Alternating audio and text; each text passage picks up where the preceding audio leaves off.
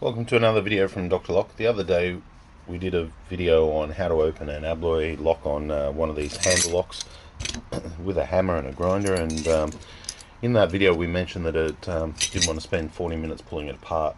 I just wanted to explain that time frame. First thing is, there was two of them, so that's, if you divide it by two, it's 20 minutes per piece.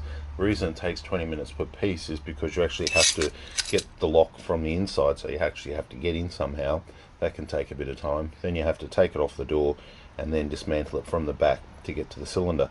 So I'm going to show you what's involved in that. So first of all, you take off your knob, take off your inner plate, take off your fitting plate, and then you come down to this part here.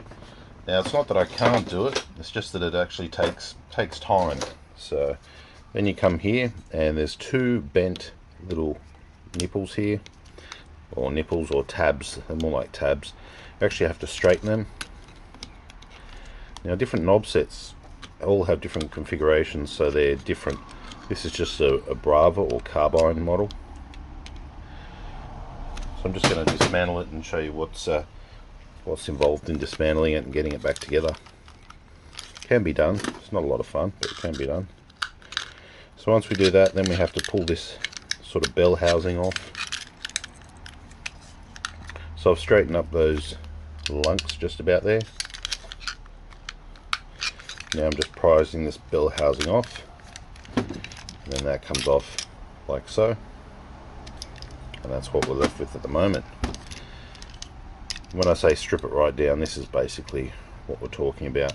So on either side now you have the part that screws into the lock body, screw thread parts on either side. All probably got names, but now from here, the way I like to do it is I just like to bend these lock-in tabs just out on one side, just enough so I can slide this around here. We do need to put it back together, so that's why I'm only going to bend one side. Then the part will separate, and parts will want to kind of go flying everywhere.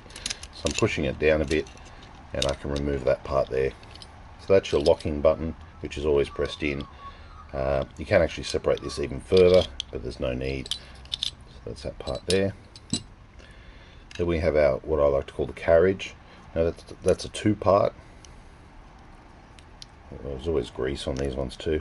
So this little plate here comes out as well, but we're going to leave it in. Going to leave it in to make it easier to reassemble. Then from there we pull out this part here, which I guess is for the back of the cylinder to turn and to also pull back the carriage. From there we rotate around and rotating until we find that sweet spot. Or actually, to get the cylinder out from here, we don't really need to. We can actually probably just fish down there, pull the retainer back,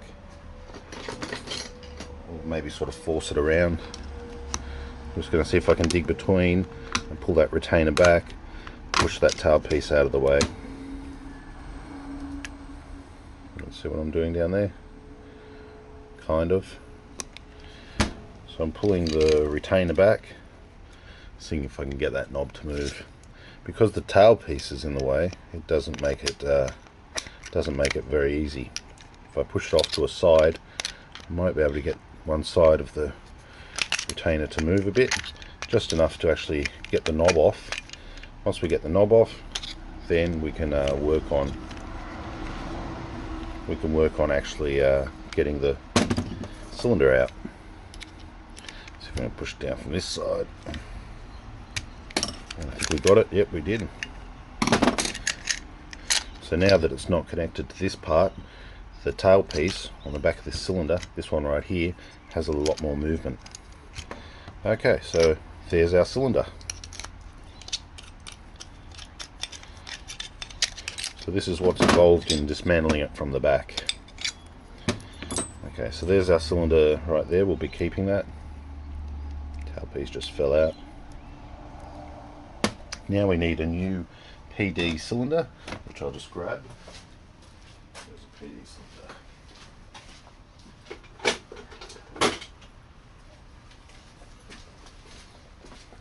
Here's a Brava one. So to reassemble it, we have to put the tail piece in the right spot.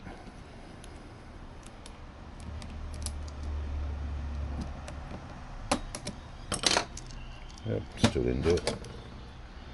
A lot of people just use a pick for that purpose there. Put the knob back into the housing.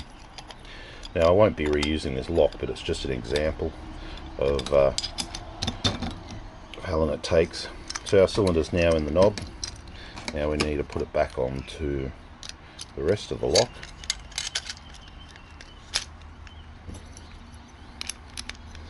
Lifting up that cylinder there just so it slides it back in.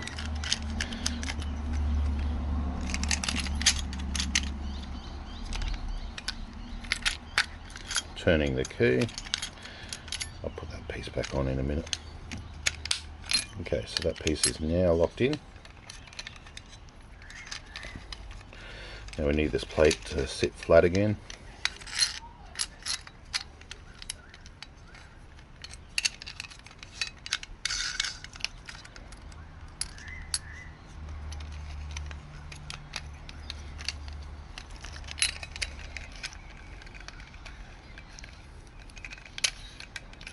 Okay, retainer hasn't popped into the shaft yet.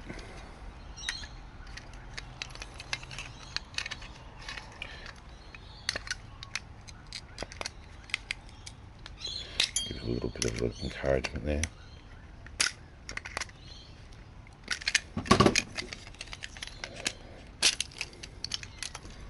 That part's okay.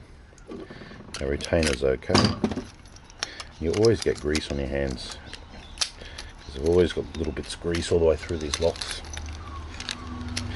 So you can see why I decided to just hit it with a hammer, because assembling a lock like this, doing 2 of them on the job, takes time, and often it's not much fun. We can also assemble that later on, so that's not a big issue. I'll push that back in a moment. Right, so let's get this back in there. Alright, so we'll go from this side. Oh, there she goes.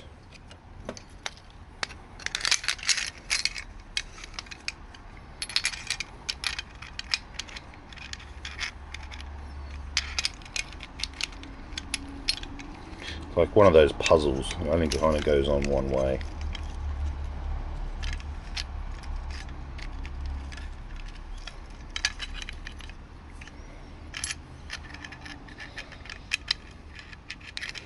Now it just came off, so it will go back on.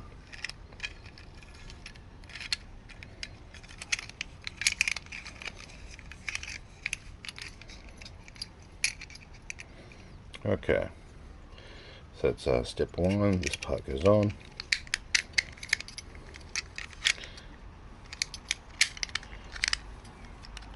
This part goes on. We have this part in here.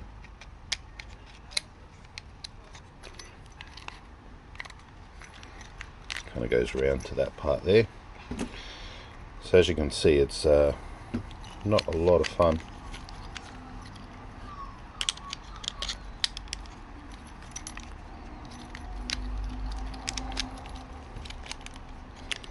And everything keeps moving until it's all sandwiched together. So it's a bit of one of those puzzles that you've got to kind of hold in the right spot, move in the right spot, so you get everything working properly. Okay, carriage goes this way, so hole there, solid on top.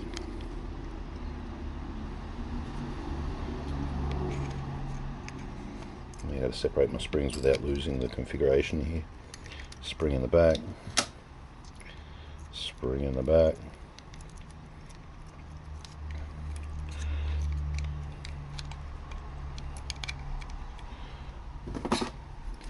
So yeah, completely doable, but it's really just a matter of time. And how much time is there in a day? And when you do these sorts of things, sometimes they can take longer than expected. Sometimes you lose a part.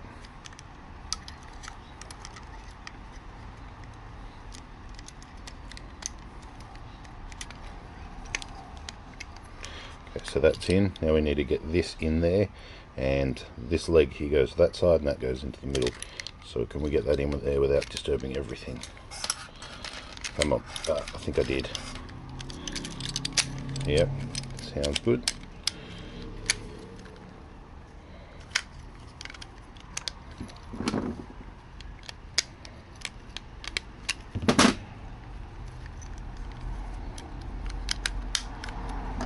Okay.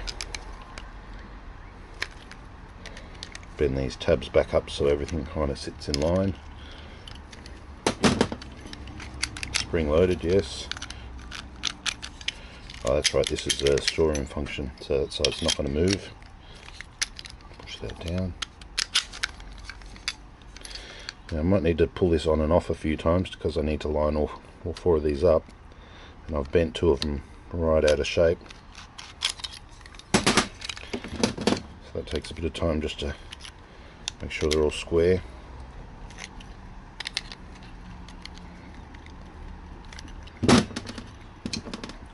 And you have to get all 4 through the hole.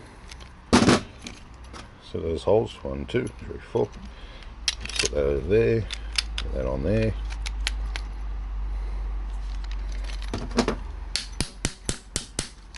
That side's good.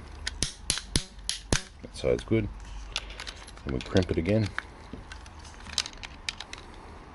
Okay, so that's our lock body. It's locked from this side. Now we can work on that retainer again. Here's a spike.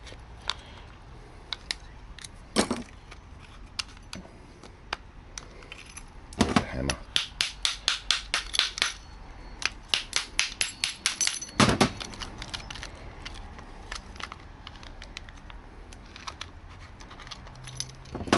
It's not quite in.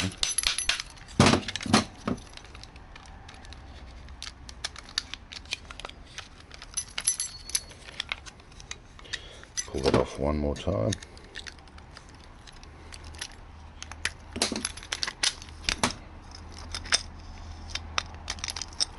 Key was around 180 out, so the key wouldn't come out.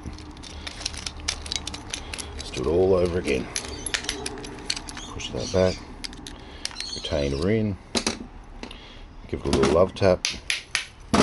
Key, turn, hold pressure.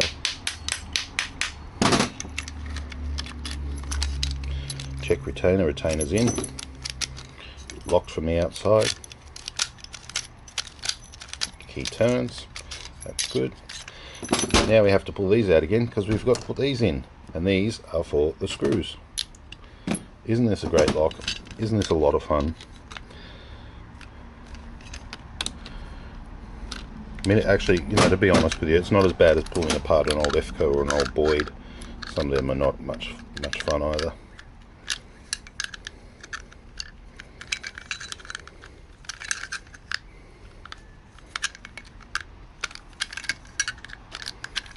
Probably just slide these in here.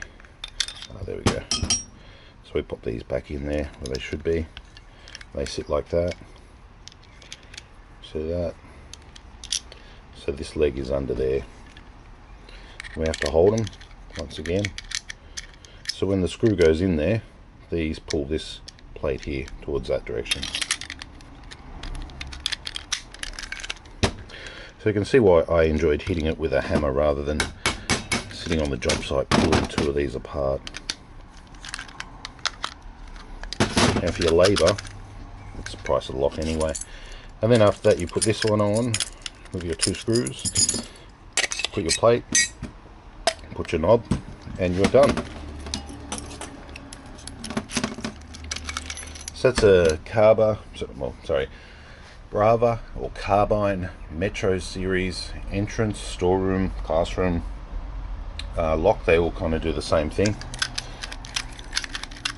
and that's how we remove the cylinder, which was the Abloy cylinder, so we can keep that, and we put in our standard LW4 cylinder, and that took a whole of 14 minutes to do, and I estimated 20 minutes or 40 minutes for 2, and that only leaves me basically about 6 minutes to get through the door, having to mechanically bypass it or use a bypass tool or find another way in to get to the back of the lock.